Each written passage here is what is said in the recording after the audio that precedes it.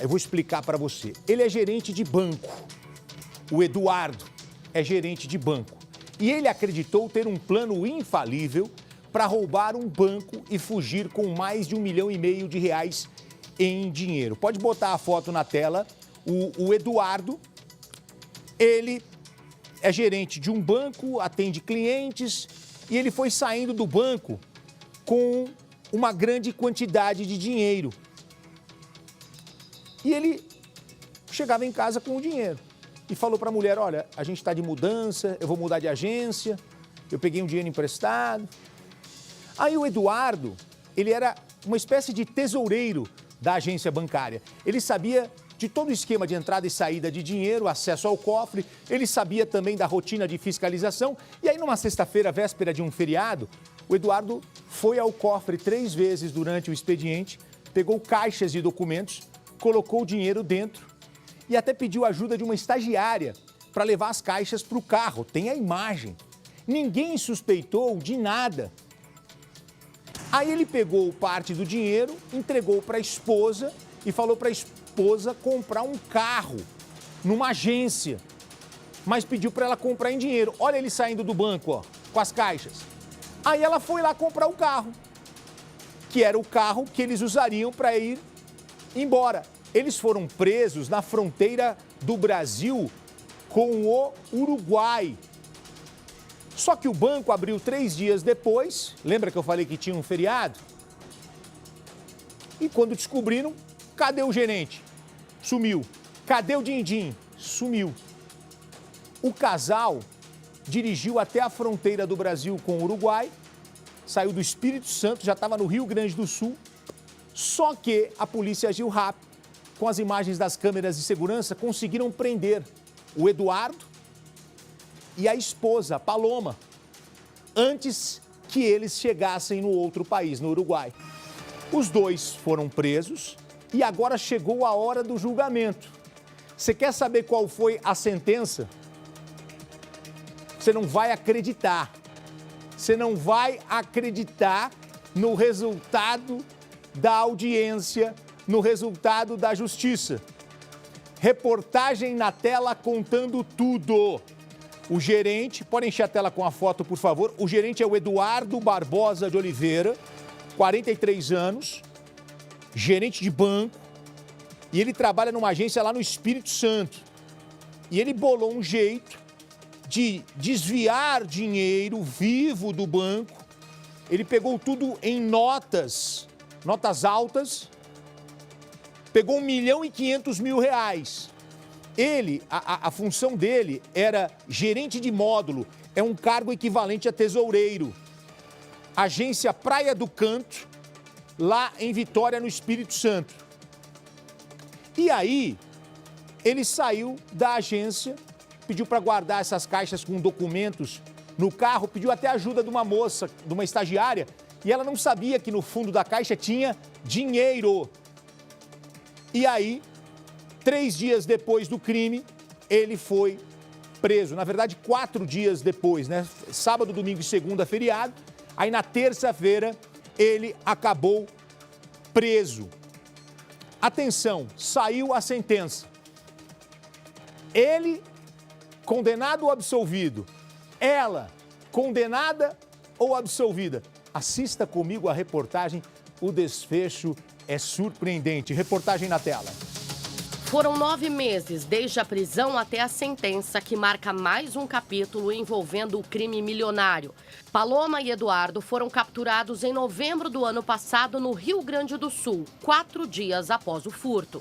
Os acusados, de acordo com a polícia, teriam planejado o crime que foi registrado em uma agência do Banco do Brasil no dia 14 de novembro.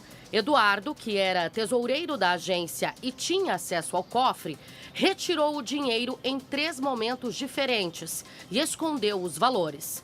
Eduardo, segundo a acusação, embalou pacotes de dinheiro em caixas, dizendo que eram documentos da agência e contou com a ajuda de uma menor aprendiz para levar tudo até o carro dele. Depois, repassou parte do montante para a ex-esposa e a outra parte para Paloma, orientando a companheira a comprar um carro. Essa transação foi flagrada por câmeras e as imagens foram usadas no inquérito. O empresário alegou que Paloma quis pagar com dinheiro em espécie, mas a transação foi finalizada somente no banco. Ela falou, aí eu saco o dinheiro e levo para vocês. Foi quando a gente falou, olha, a gente não recebe esse valor desse tamanho em dinheiro. Acredito que a senhora deve saber, né? É um valor muito alto. Então a senhora chega no banco do caixa, faz um Pix, faz uma transferência. Aí ela insistiu um pouco com o dinheiro. Aí a gente falou, olha, então a senhora saca o dinheiro e deposita como depósito identificado para a gente. Já no dia 16 de novembro, Paloma entregou a familiares um carro que era de Eduardo e também uma certa quantia em dinheiro, alegando que o casal estava de mudança. Mas a polícia acredita que tudo fazia parte do plano de fuga. Para entender como o casal foi descoberto, é importante se atentar às datas. O crime, segundo a polícia, foi no dia 14 de novembro de 2024, em uma quinta-feira. Na sexta, 15 de novembro, feriado nacional, portanto, o banco estava fechado. Sábado e domingo não há expediente na agência bancária. Na segunda-feira, dia 18 de novembro, aconteceu uma auditoria interna. E representantes do Banco do Brasil identificaram que havia uma quantia em dinheiro faltando. E foi a partir desse momento que Eduardo entra na história. As equipes analisaram câmeras de videomonitoramento da agência bancária.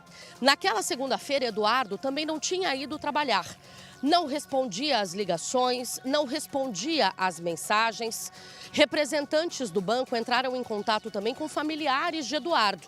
E eles informaram que o homem havia se mudado com a companheira naquele final de semana. Logo, o quebra-cabeças foi montado. Em um rápido trabalho da polícia, Eduardo e a companheira foram encontrados a mais de 2.000 quilômetros da capital capixaba. Paloma e Eduardo foram presos em Santa Maria, no Rio Grande do Sul, já na divisa com o Uruguai. Dentro do carro deles, abordado na BR-158, a polícia apreendeu mais de R$700 mil, quase 42 mil dólares e 70 mil euros. Tudo em cédulas identificadas com o emblema do Banco do Brasil. Além de 2 animais de estimação, um cão e um gato. O valor estava ali no porta-mala, próximo ao step. Na audiência de custódia, o casal teve as prisões em flagrante convertidas em preventivas pela Justiça do Rio Grande do Sul. Paloma e Eduardo foram trazidos para Vitória, onde o processo corria. A defesa de Eduardo alegou um quadro de insanidade mental do acusado, mas a Justiça Capixaba indeferiu o pedido. Na sentença, o juiz Luiz Guilherme Risso diz que toda a dinâmica demonstra conduta lógica, planejada e orientada para fim específico. Eduardo ainda confessou a prática do furto e narrou com detalhes a dinâmica do crime. Com base nos depoimentos e provas, o juiz o condenou por furto qualificado e lavagem de dinheiro, com pena de 7 anos em regime semiaberto. A defesa dele informou que vai recorrer. Quanto a Paloma, a justiça entendeu que não havia provas suficientes para ligá-la aos crimes de lavagem de dinheiro e furto. A defesa dela considerou que a justiça foi feita. Olha, gente, vamos lá. Ele foi condenado a 7 anos semiaberto, tá? Semiaberto. A Paloma, ela foi absolvida e já saiu da prisão. Julgamento, Eduardo condenado a 7 anos de prisão, regime semiaberto. A esposa Paloma Duarte, 29 anos, absolvida por insuficiência de provas. Aí, minha gente, o Ministério Público agora vai recorrer da sentença. Guastelli não aceita a absolvição da esposa. A Paloma, o que ela contou para a polícia? Que ela comprou o carro em dinheiro porque o marido chegou com o dinheiro em casa e falou, trabalho no banco, é mais fácil. E afirmou ao juiz não saber da origem criminosa do dinheiro.